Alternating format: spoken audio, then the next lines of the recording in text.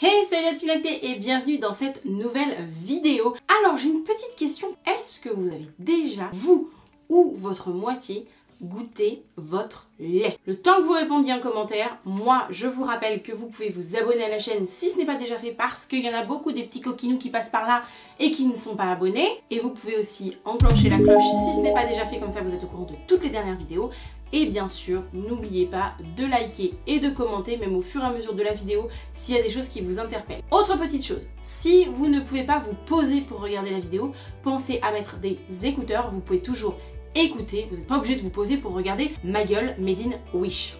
Voilà, on peut passer à autre chose, vous pouvez mettre des écouteurs et faire votre live. Bon, revenons à nos moutons. Vous avez répondu aux commentaires, est-ce que ça vous est déjà arrivé de goûter votre lait? Moi, je vous donnerai ma réponse tout à l'heure. Pourquoi je vous parle de ça? Parce qu'il se trouve qu'en septembre 2014, un célèbre magazine parental s'est allié avec un institut de sondage pour mener une petite enquête sur le fait que, pour savoir si les parents goûtaient le lait maternel, goûtaient le lait du parent allaitant. Et puis bien sûr, ils se sont demandé si les mentalités avaient évolué sur ce sujet, qu'est-ce qu'en pensaient justement les parents qui avaient tenté le coup. Bref, un tas de questions intéressantes et pertinentes. Alors il s'avère que les parents modernes seraient quand même plus curieux et plus aventureux que leurs aînés, moi la première j'ai envie de vous dire, ça vous donne un petit élément de réponse, et que la pratique de goûter son lait serait de moins en moins tabou. En effet, finalement le sondage a révélé que 55% des parents interrogés, sachant que c'était sur un panel d'à peu près 2000 femmes, donc 55% d'entre elles avaient goûté, ce qui représentait beaucoup plus puisque 10 à 20 ans plus tôt, les parents n'étaient que 43%. A priori, selon le sondage, ce n'est pas un acte vraiment réfléchi qui pousse les gens à goûter le lait humain, mais plutôt une question de curiosité pour comprendre ce que peut ressentir le bébé, quel goût ça a. Après tout, c'est vrai que notre bébé boit ça tout le temps, des fois il peut être collé au sein très souvent, donc on peut se demander un petit peu, mais pourquoi donc il est tout le temps collé au sein et au lait, hein? Qu'est-ce qu'il a de si particulier ce lait pour que mon bébé il y soit tout le temps collé? Bref, donc du coup une question de curiosité. D'ailleurs le sondage dit que c'est la réponse à 81% des parents qui ont goûté, mine de rien. Au final, les parents dressent un bilan assez neutre ou positif à environ 89% de cette expérience. Et parfois même ça les a aidés à se guider dans leur rôle parental. Par exemple, 17% d'entre eux évoquaient que ça leur avait permis de mieux comprendre finalement l'alimentation de leur bébé. Et mine de rien, 12% d'entre eux ont répondu qu'ils avaient le sentiment de renforcer finalement le lien qu'ils avaient avec leur bébé. Alors apparemment, il n'y a pas que les mamans. Les papas aussi sont des grands curieux. Attention, on parle évidemment d'une curiosité bien placée, hein. On vous voit les relous là dans les commentaires. Bon, le sondage révèle qu'apparemment, plus d'un papa sur 3, soit environ 35%, a tenté l'expérience. Et apparemment, les papas prennent aussi pas mal les devants puisque l'étude a révélé que près de 7 papas sur 10 demandent d'eux-mêmes finalement, sans même que leur compagne leur propose, à goûter le lait de leur bébé. Ça fait à peu près 67%. Et apparemment, 91% des hommes ont trouvé l'expérience positive. Alors du coup, la question leur a été un petit peu posée, c'était finalement, mais quel goût a ce lait que vous avez pu goûter? C'est vrai, question très intéressante, est-ce que le lait maternel a un goût? Et dans ce cas, quel goût ça a? Alors là, visiblement, les réponses étaient assez unanimes au niveau du goût, c'était pas ultra enthousiasmant, il n'y a pas eu de réponse qui s'est détachée en mode ouh, c'était trop bon! Non, apparemment c'était assez neutre. 53% ont trouvé que le goût était bon, voilà, rien de particulier à relever. Mais près d'un parent sur 3 l'a quand même trouvé bon, voire un peu sucré. À peu près 27% de mamans et 29% de papas. Et dans ce panel, pour à peu près 22%, c'était effectivement le côté doux et sucré qui est ressorti. Je trouve cette étude très intéressante à l'heure où encore sur les réseaux sociaux, on peut lire des commentaires comme « Oh, c'est dégoûtant de faire goûter son lait, oh, ça se fait pas » ou d'autres encore. J'en ai eu sur les réseaux, j'en ai eu sur un réel que j'avais fait sur TikTok où effectivement des gens, vous savez comme je fais mes petits réels de plaisanterie, etc. Et en fait, j'avais fait un réel où une maman avait fait des crêpes au lait maternel pour sa belle-mère qui lui avait dit quand elle était enceinte que bon, elle était c'était dégueulasse, voilà. Et donc du coup, elle, pour se venger entre guillemets, elle fait des crêpes au lait maternel qu'elle fait goûter à sa belle-mère, que sa belle-mère trouve géniale, trop bonne et tout. Et en fait, dans les commentaires, sachant que ce sont des sketchs, vous le savez, vous me suivez sur les réseaux, vous le savez. Mais TikTok, c'est un monde un peu à part. Et il y a eu des commentaires en dessous en mode non mais en gros que c'était scandaleux de faire goûter son lait sans prévenir les gens. Bref, vraiment il y a eu des commentaires. Les gens n'ont pas le sens de l'humour. J'aurais dû lancer un SAV sur l'humour, je crois, parce que les gens ne comprennent pas la partie humoristique de la chose. Et quand bien même, j'ai envie de te dire, chacun fait ce qu'il veut. Donc c'est quand même dingue. Par contre, c'est ça moi qui m'a surprise. Et pourquoi est-ce que j'ai fait cette vidéo aujourd'hui? C'est que je trouve ça dingue qu'en 2022, bientôt 2023, on n'est pas si loin, en 2022, il y a encore des gens qui vous disent ah mais c'est dégoûtant le lait humain, ah mais on ne devrait pas en manger, ah mais on ne devrait pas en faire goûter, etc. Est-ce que vous saviez, juste pour info, que dans le lait de vache, vous savez celui qu'on boit, j'en mange, hein, j'en bois aussi des fois, hein, il y a quand même, les industriels tolèrent un certain taux de pu, oui le pu là, vous voyez, présence de pu dans le lait de vache, vous saviez? Voilà. Donc après ça, une fois que tu sais ça, tu sais, même quand t'en consommes hein, et que t'en as conscience, tu te dis, il y a des gens qui sont capables de te dire que le lait humain, lui, ne contient pas de pu, est bourré d'anticorps, c'est dégueulasse. Donc j'ai trouvé, quand j'ai eu ces réflexions, je me suis dit, parce qu'il y a des gens qui goûtent leur lait, machin, et j'ai commencé à farfouiller, et je suis tombée donc sur cette étude qui date de, je vous ai dit, septembre 2014. Septembre 2014. Non, parce que septembre 2024, on n'y est pas du tout, Mayanne, donc ça va pas. Donc qui date de septembre 2014, et je me suis dit, mais c'est hyper intéressant, parce qu'en fait, déjà, dans la conclusion de cette étude, il conclut que finalement, les mentalités ont évolué, il y a quand même de plus en plus de parents qui le tentent, et dans les parents qui le tentent, bah, c'est soit un avis assez neutre en mode, bon, voilà, j'ai goûté, soit un avis plutôt positif en mode, ouais, c'est un peu sucré, ok, why not, quoi. Après moi, en tant qu'accompagnante, des fois, ça m'est arrivé d'avoir des retours de maman qui sont du même acabit que mon expérience, et du coup je vais partir de mon expérience et je vais vous raconter un petit peu. C'est que finalement, les parents aussi qui goûtent, et ce que ne dit pas cette étude, et c'est un peu dommage, mais en tout cas moi, le peu de recueil de témoignages que j'ai eu, c'est que les parents qui goûtent souvent leur lait, c'est souvent pour leurs vertus, pour les vertus du lait humain.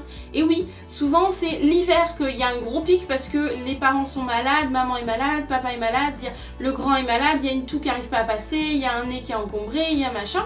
Et donc on va utiliser le lait du parent allaitant finalement pour se soigner en famille. Et ici ça a été notre cas, c'est-à-dire que jusque là, moi j'ai allaité mes enfants, j'ai goûté une fois je crois par pure curiosité parce que je devais exprimer du lait du coup pour mon fils, je crois que c'était pour mon fils à l'époque, qui devait être gardé par sa grand-mère, quelque chose comme ça, et je me suis dit bon écoute, quel goût ça a, voilà, tout simplement, la même idée, hein, quel goût ça a, donc j'ai goûté, et mon lait avait un goût en toute franchise. Vous voyez, je sais pas si quand vous étiez petit vous mangiez de ça, dites-le moi en commentaire. Vous savez les petits berlingots, je sais même pas si ça existe encore, les petits berlingots de lait concentré, je sais pas si ça existe encore, je sais pas. Et je trouvais vraiment que mon lait avait ce goût là de berlingot de lait concentré ultra sucré, etc. Et je trouvais ça plutôt bon.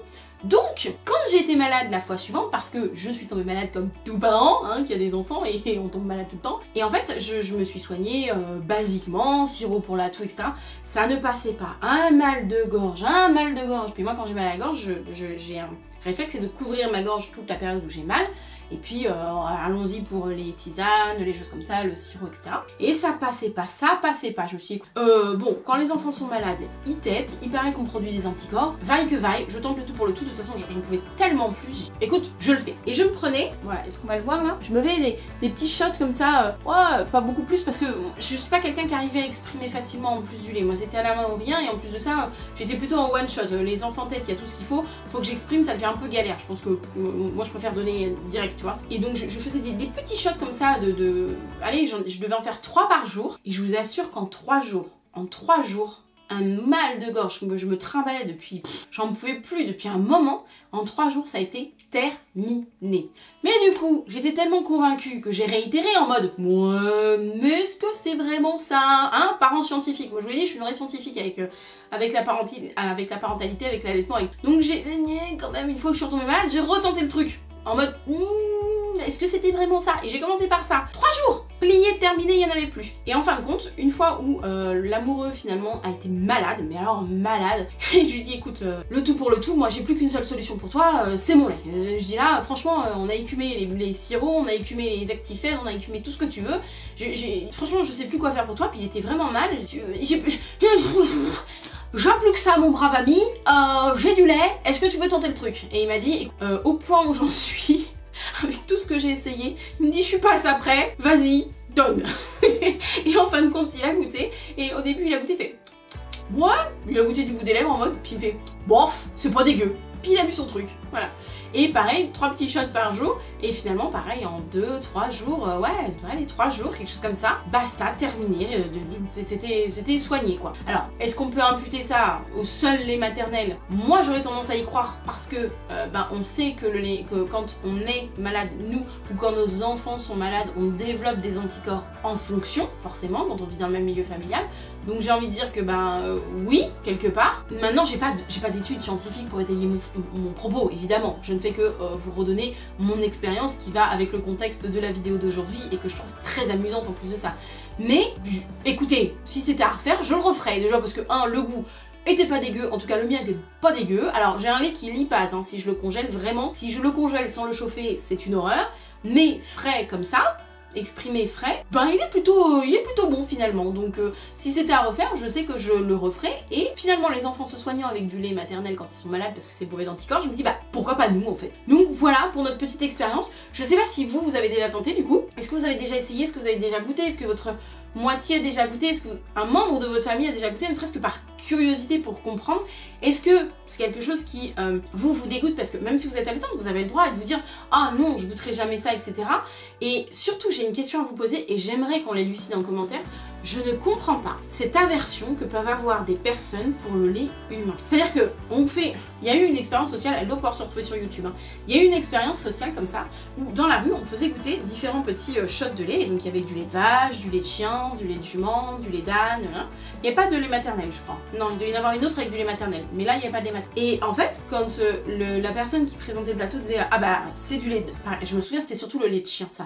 Et elle disait là, vous avez bu du lait de chienne. Et les gens recrachaient. Alors le lait de chèvre, le lait de jument déjà, bon, le lait de vache, le lait de chèvre, ouais, et le lait de jument déjà ça commençait un peu à coincer, mais quand elle disait que c'était du lait de chienne, mais quasiment, je crois à peu près, je pense que c'est retrouvable hein, sur YouTube, tous les gens crachaient en fait, en mode non, et il y a même eu des insultes, je me souviens, c'est vieux hein, mais je sais que ça doit se retrouver, et je me souviens avoir vu, parce que c'est en anglais, donc c'était sous-titré, d'avoir vu mais c'est dégueulasse, ou ça va pas te faire ça aux gens, non mais vous êtes pas bien, etc., etc. Et en fait je comprends pas pourquoi il est socialement admis de consommer certains types de lait, du lait de certains animaux, et pourquoi du lait d'autres animaux qui restent des animaux. Ça reste des mammifères qui produisent du lait, le chien, le chat, nous, les humains, et là ça devient plus entendable. Je n'arrive pas à comprendre, et vraiment je vous assure que ça va devenir une question qui va m'obséder. Je vais trouver d'où ça vient. D'où est-ce que ça vient le fait que dès qu'on parle de lait humain en l'occurrence, on va pas parler des autres animaux, mais dès qu'on parle de lait humain, certaines personnes, ça devient inentendable de boire du lait humain, alors que quand même, c'est produit de nous, pour nous, par nous, producteurs ou consommateurs, on peut pas faire mieux, mais par contre, c'est entendable de boire du lait de certains autres animaux, et entre autres, quand on le sait, de boire du lait de bovin dans lequel les industriels autorisent un certain seuil de présence de pus dans le lait. Ça pourtant j'en consomme, hein, mais ça me paraît beaucoup plus dégueulasse, vous voyez ce que je veux dire? Mais je comprends pas en fait d'où vient cette scission de mais en fait, pourquoi c'est entendable de boire du lait de d'autres animaux, mais pas du lait humain? Je comprends pas. Alors, excusez-moi, hein, mais c'est pas du SPE RME, je vous laisse 2 minutes. SPERME, c'est bon vous l'avez? C'est pas ça, du lait. Vous voyez ce que je veux dire? Est-ce que les gens font un rapprochement de l'ordre de la sexualité sur le lait qui sort et qui serait comparé? D'ailleurs souvent c'est un oui, souvent ça me fait penser à ça, mais peut-être c'est ça. Peut-être on tient un début de piste. Eh bien oui,